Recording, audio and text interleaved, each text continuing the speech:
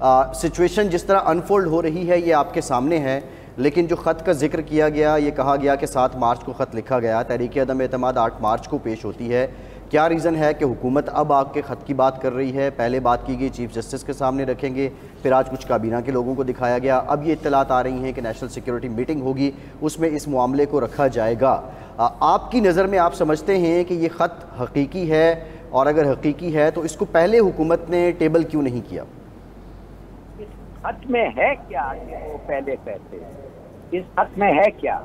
सबको पता है कि अमेरिका नाखुश है, सबको पता है जब अमेरिका नाखुश होता है तो उनके पास 4 चंद चीजें हैं जो वो कर सकते हैं। आपके पैसे रोक देते हैं, IMF में आपको दिक्कत देते हैं, IMF में आपको दिक्कत देते हैं, बायलैटरल में दिक्कत देते हैं, आर्मामेंट अगर हैं वो रुक जाता है, और हर किस्म की कोशिश उनकी होती है कि आपके जो अपोजिशन है, जो उनके साथ हर रोज राब्ते में मिलते हैं और उनके सदर और दूसरे वो गिफ्ट एक्सचेंज करते हैं, उनको मौका मिले आपकी जगह पे तो वो फिर कोशिश करते हैं।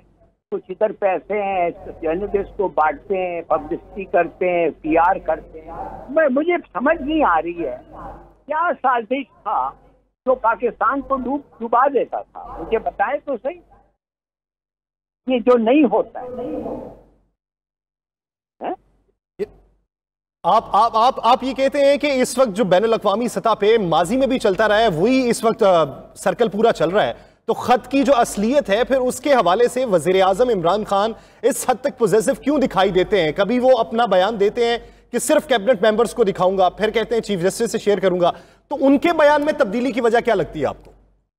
उसको तो पता ही नहीं है भाई इसकी अहमियत क्या है। अगर वो एडवाइजर्स की बातें सुनता तो शायद ये कभी आता ही नहीं है। अगर ये ऐसे कुछ ऐसी चीज होता जिसपे काबिल एक्शन जरूरी है तो मुझे बताएं 7 तारीख को इमरजेंसी मीटिंग क्यों नहीं लग गई? 7 तारीख को इमरजेंसी क्यों नहीं लग गया पाकिस्तान में? 7 तारीख को क्या क्या नहीं हो सकता था? ये जब सब लोग दौड़ भाग कर रहे हैं और पाकिस्तान को खत्म करना चाहते हैं, क्यों नहीं हुआ? फौज क्या कर रही थी? फौज तो फिर खत के बारे में खत पहुंचने के पहले ही पता चल गया था। उनका बहुत बड़ा मिशन है अमेरिका में, वाशिंगटन में, हमारे एम्बेसी में। क्या बात हो रहा है यार, ये बताइए। ये ठीक है हिलाली डॉक्टर साहब, आप भी उस खत को दिखाने वाली मीटिंग में मौजूद थे। खबरें तो ये हैं कि खत दिखाया नहीं गया, वजह क्या बनी है? खत के मतन के हवाले से और मंदरजात के हवाले से बातें क्या निकल रही? बड़ी जिम्मेदारी से मुझे कुछ पॉइंट्स एक्सप्लेन करने हैं कि पहले ये मीटिंग 2 बजे रखी गई थी, फिर इसको आगे किया गया 3 बजे, फिर ये मीटिंग बहुत देर से हुई 4 बजे के बाद। उसकी वजह ये थी कि मिनिस्ट्री ऑफ लॉ ने, अटॉर्नी जनरल ने और पाकिस्तान के इदारों का मौक़िफ़ ये था कि आप खत को फिजिकल शक्ल में, इस डिस्पैच, एक्चुअली खत नहीं है, ये डिस्पैच है, ये एक मैसेज है एक इम्पोर्टेंट की कंट्री से जिसका नाम नहीं लिया गया, जिसकी इजाजत नहीं है, लेकिन एक इंतहाई, उसके बाद फिर फैसला हुआ कि इसके कंटेंट्स जो हैं उनको डिफरेंट जुबान में, आसान जुबान में मीडिया के की पर्सन्स को बताया जाए, बिकॉज गवर्नमेंट को ब्रीफिंग यही मिली मिनिस्ट्री ऑफ लॉ से और अटॉर्नी जनरल से कि under the official secret act इसे कैबिनेट को तो दिखाया जा सकता है और कैबिनेट मेंबर्स को एक्चुअल जो मैसेज है, जो एक्चुअल कम्युनिकेशन है, कम्युनिके है, वो कैबिनेट मेंबर्स को दिखाया गया है। और इसके बारे में फैसला किया गया है कि इस पे पार्लियामेंट्री कमेटी की और पार्लियामेंट की इन कैमरा ब्रीफिंग भी होगी ऑपोजिशन के लीडरान के लिए, यानी शहबाज शरीफ साहब को, बिलावल जरदारी भुट्टो को, इन लोगों को भी ये कम्युनिकेशन जो है वो दिखाई जाएगी। तो जो एक इंतहाई जिम्मेदार और सीनियर कैबिनेट मेंबर ने, ऑफिशियल ने, जिनका नाम मैं नहीं ले रहा, उन्होंने वो सारा कम्युनिकेशन जो है वो पढ़ के एक डिफरेंट लैंग्वेज में, उन अल्फाज में नहीं जिन अल्फाज में कम्युनिकेशन की गई है उस मुल्क से, बल्कि उसको बताया मुख्तलिफ अल्फाज में। उसकी वजह ये भी है कि जो एक्चुअल अल्फाज उस कंट्री ने इस्तेमाल किए हैं वो बहुत ही सख्त है, वो बहुत रफ है और वो डिप्लोमेटिक लैंग्वेज से बाहर होते हैं। सो ये किसी पाकिस्तानी मिशन की इंटरप्रिटेशन या समरी और सुमेशन नहीं है जैसे बहुत लोगों का ख्याल है। और डॉक्टर साहब, क्या इस बारे में पूछा गया कि माजी के अंदर किसी भी मुल्क ने, उसके जितने मर्जी सिफारती ताल्लुकात पाकिस्तान के साथ खराब हो, रिटन में कोई धमकी नहीं दी गई, तो अब की बार बदलाव क्या है कि वर्बली आने की बजाय रिटन में ये बात की गई है? देखिए, ये इस तरह से है कि ये मैं इसको टेक्निकल तरीके से आपको बताता हूँ। जो इसको समझ सके। ये डिप्लोमेटिक पार्लेंस में ये एक इम्पोर्टेंट वेस्टर्न कंट्री ने, एक की कंट्री है जिसका नाम ऑफिशियल सीक्रेट एक्ट के तहत नहीं लिया जा सकता, उसने एक ट्रिपल कोडेड साइफर मैसेज भेजा है। ये एक डिप्लोमेटिक कम्युनिकेशन होती है जब आप एक कंट्री दूसरे कंट्री के की इंस्टीट्यूशंस को, और ये मैसेज पाकिस्तान में प्राइम मिनिस्टर ऑफिस को, फॉरेन मिनिस्टर, फॉरेन सेक्रेटरी को, पाकिस्तान के इंटेलिजेंस के हेड को और आर्मी चीफ को ये मैसेज भेजा गया है, जिसके बेसिकली मंदरात जो है ये है कि जो जी डॉक्टर साहब आपकी आवाज़ कट रही है, डॉक्टर साहब आपकी आवाज़ कट रही है। अगर आप सुन सकते हैं तो ये भी ज़रा बता दीजिएगा जो आपकी कन्वर्सेशन हुई है मिनिस्टर के साथ, आप नाम बेशक नहीं ले रहे, इससे पहले जो हुकूमत कह रही थी कि उसमें नवाज शरीफ साहब का नाम भी है, ज़रा वो भी बताइएगा। हिलाली साहब, ये ट्रिपल कोडेड मैसेज आप बता दें ये क्या होता है, और इसमें जो इस खत की सेहत पे बात की जा रही है, इस मैसेज की सेहत पे बात की जा रही है, आपकी नज़र में ये क्या हो सकता है?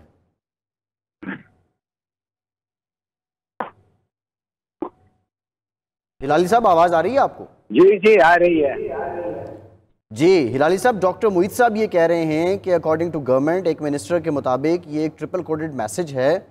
ये ज़रा हमारे अवाम को बता दें ये क्या सफारती ज़बान में ट्रिपल कोडेड मैसेज क्या होता है? मैंने आज तक ट्रिपल कोडेड टर्म कभी सुना ही नहीं है, और मैं 40 साल फॉरेन सर्विस में रहा हूँ, और मैं एक प्राइम मिनिस्टर का भी स्पेशल सेक्रेटरी रहा हूँ for foreign affairs, defence and security. मुझे पता नहीं है ये क्या बात है। नंबर 2, ये इन्होंने लिखा है उस मैसेज में, ये लिखा हुआ है उस मैसेज में कि अमेरिका समझता है कि इस वक्त पाकिस्तान के साथ ताल्लुकात बेहतर हो ही नहीं सकते इस गवर्नमेंट से, तो अगर लो कॉन्फिडेंस मोशन चल रहा है तो ये एक बड़ा अच्छा सा मौका है उनको खत्म करने के लिए, इस गवर्नमेंट को निकालने के लिए। तो उन्होंने ये कहा, किसने कहा मुझे नहीं पता, मगर वो मैसेज में समझे ये एक लफ्ज आया। तो अब वो खत्म कैसे करेंगे? आप मुझे बताएं कि आप प्रोपेगेंडा कैसे करते हैं? पैसे खर्चते हैं तो पैसे खर्चेंगे, और क्या करेंगे? आप अपने जो जासूस हैं पाकिस्तान में उनको एक्टिवेट करेंगे। वो जासूस आपको पता है कौन है?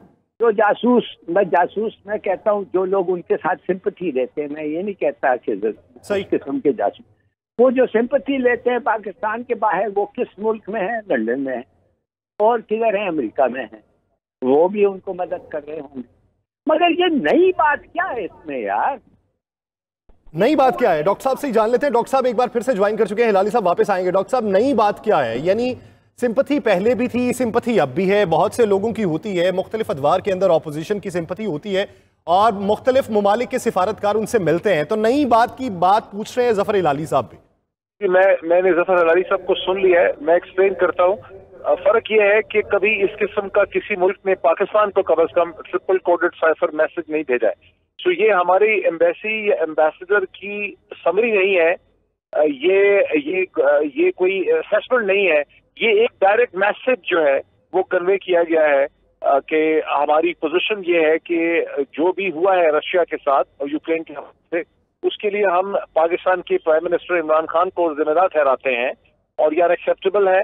और चूंकि नो कॉन्फिडेंस आने वाली है, क्योंकि ये मैसेज रिसीव हुआ है 7 तारीख को, ज़ाहिर इस पे डिस्कशन और कंसल्टेशन पहले हो चुकी थी। 8 तारीख को अदम एतमाद की तहरीक फाइल हुई है।